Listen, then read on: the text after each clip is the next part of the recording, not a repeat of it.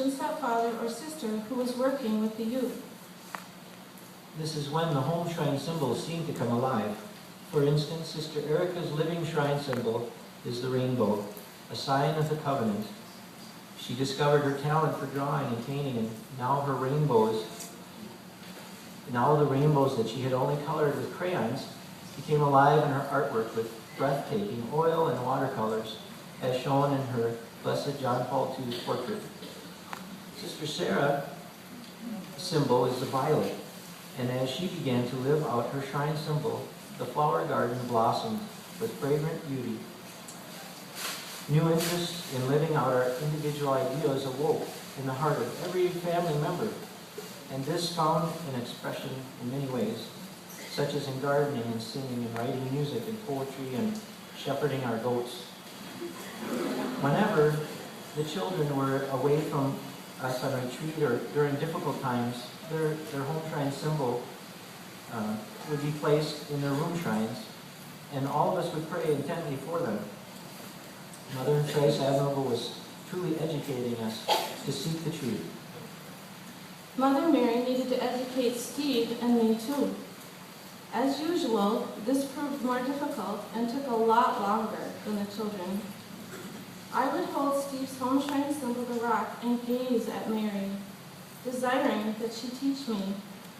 How could I let Steve be the leader of the family and do what God was asking of me, but in my own way? I had quit my job to stay home so that I could focus all my energy on caring for our precious little ones. I began to let go of things that distracted me, allowing Mother Mary in the home shrine to help me to seek the truth. I prayerfully read every book Sister Mary gave us and tried to put the principles into practice. I learned how to cook, thank goodness, run the house, and see the importance of my role as wife and mother. My home shrine symbol is the crown, which Mary was teaching me to live so I could bear fruit and help Steve live out his symbol as well. For me, seeking the truth often meant learning to control my anger and seeing the dignity in my wife and my children. In the home shrine, the Blessed Mother used the tools of spiritual daily order and monthly confession to help me to see if I was making any progress. As the rock, I was beginning to understand my role as a spiritual leader, but always with Jesus and Mary. From our home shrine, Mary was educating us to be a reflection of the Holy Family almost without us knowing it. We were truly falling in love again as a couple, all the while the Blessed Mother united us in our Seek the Truth home shrine. Mary sends us from the home shrine. She had renewed us in the home shrine, educated us in the home shrine, and now she was sending us forth from the home shrine. This sending us from the home shrine was necessary because the bonds of love were so strong. They needed to be shared, but it was so hard to leave our oasis, and somehow she knew we just weren't quite ready. Our patient and tender mother responded by saying, "That's okay, I'll just send other people to you." For example, a religious sister from our parish approached us and asked us if we would consider providing housing for unwed mothers. These women usually only stayed about 3 months, but we grew very close to each one. One expectant mother came to stay with her 3 children. This was especially fun for our children, as they tunneled through snow forts and made with their new best friends. We were truly able to show our children the uniqueness of being a child of God, no matter what your heritage. The women who attended Angela Schoenstatt Mothers Group helped give one of the expectant mothers a baby shower, and it took place in our home shrine. Mother Mary was truly showering us and them with gifts and graces. One of the first families that encountered Schoenstatt in our home shrine was the Bauer family of St. Paul, Minnesota. As they learned of our MTA, we embraced their devotion to the Sacred Heart. We enthroned our homes to the Sacred Heart of Jesus on the same night as our parish priest went from one home to the next. From then on, we have included the renewal of this consecration every day at our supper meal. Mealtime became a special way to bring others to share in the graces of our Homeshrine. As our family grew and the number of Homeshrine visitors multiplied, it was obvious we needed a bigger table. I decided to make one myself, even if my tools were primitive. It is a work in progress. I made it out of oak pallets given to me by a friend who regularly attended boys' groups at our home with his 4 sons. I built the table over about a 6-month period with the words Queen of the Feast carved in the middle at the top. It's hard to count how many families shared a meal with us at our table, but I'm sure the graces are multiplying each time they do. Did you notice the blue cabinets? There are some people here who helped us paint those. The Schoenstatt youth groups at our house weren't always very productive, but everyone seemed to have a great time. We tried to incorporate fun things at each event. There were nativity plays in the goat pen, numerous obstacle courses, singing under the stars around the campfire, and saint scavenger adventures and racing in the woods. In the pole barn, there were numerous choices for wood crafts, violent tennis ball wars, and awesome square dances. In the large field, there was ultimate frisbee, capture the flag, and intense volleyball games. When youth groups would come from Wisconsin, the games became supercharged, and you couldn't help but be drawn into the fun. On May 13th, 2006, we had a rosary procession and a crowning in our home shrine. Our daughter Elizabeth had carved a beautiful crown, and we crowned the Blessed Mother, Queen of Vocations, for the new holy springtime. Wow. For this event, the local parish priest, Father Kazel, who had visited our boys' groups, agreed to preside. The Blessed Mother used this event to draw Father Kazel to herself, and he soon made the covenant of love with her. Now we were ready. It was time to be sent out from our home shrine.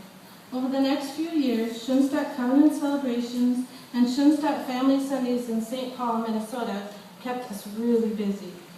It was hard for families to travel all the way to Sleepy Eye, a 2.5-hour drive to experience the shrine, so we tried to bring the shrine to them. At our parish church,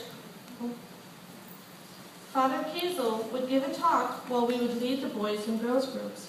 Then everyone joined together in the parish chapel before Jesus in the Blessed Sacrament, praying litanies and closing with benediction and renewing our Schoenstatt consecration prayer. This was followed by a huge potluck shared with families, visiting and just plain being together. It was a way that our Homeshrine mother sent us out to share what she had given us. On our 25th wedding anniversary, we visited Schoenstatt on the lake, the shrine in Sleepy Eye. We renewed our inscriptio. Our being sent forth then took an unexpected turn. The day after returning home from a weekend, we learned that I was being laid off after 17 years at the same job. This started a time of uncertainty for our family. Numerous hours were spent in our home shrine as we sought the truth. She guided us a little at a time, but only enough to take little steps. We prayed the Divine Providence prayer daily, asking God to tell us what to do. The decision was eventually made to leave our beautiful home and move our family to Rochester, where more steady work was. During this difficult time, our couples group listened, offered support, and helped us grow stronger, always connected to our Seek the Truth home shrine. They provided the prayers that finally helped us find a home.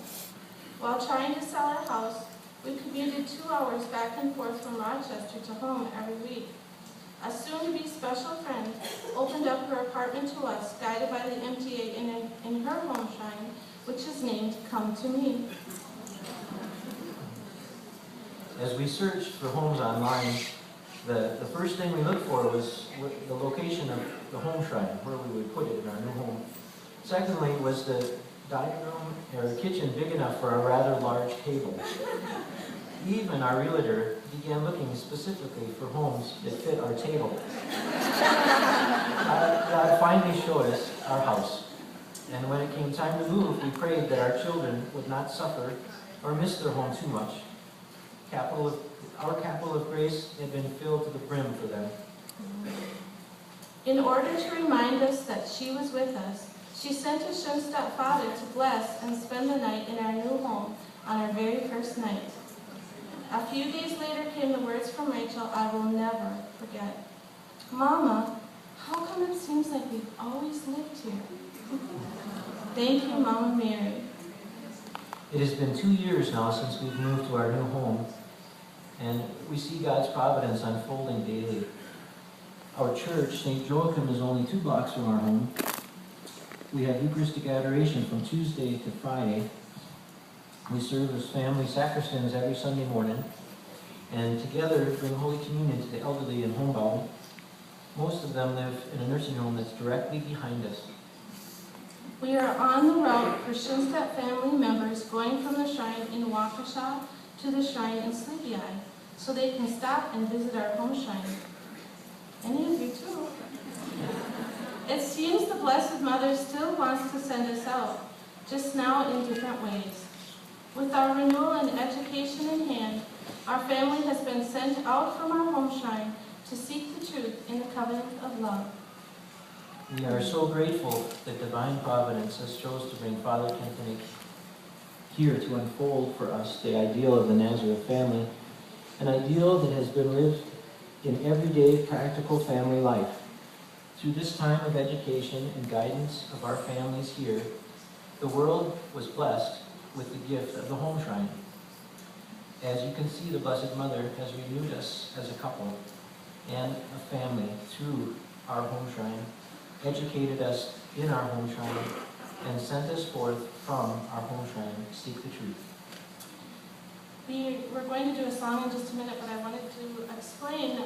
Father Mark said Mass in our Seek the Truth Homeshrine a week ago, and we prayed for all of you.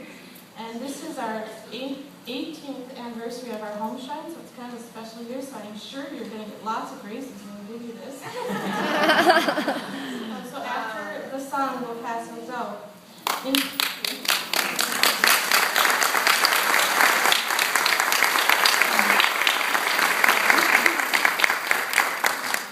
In closing, we have a prayer song we would like to share with you.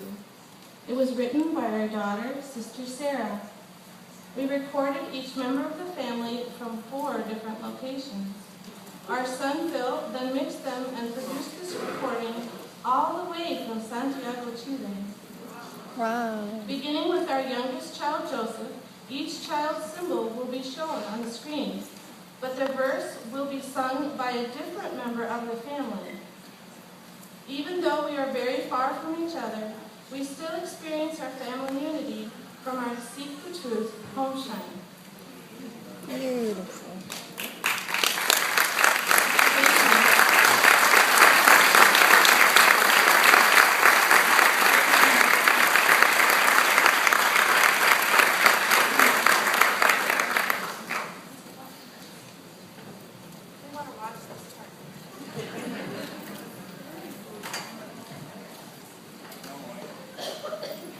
Beautiful.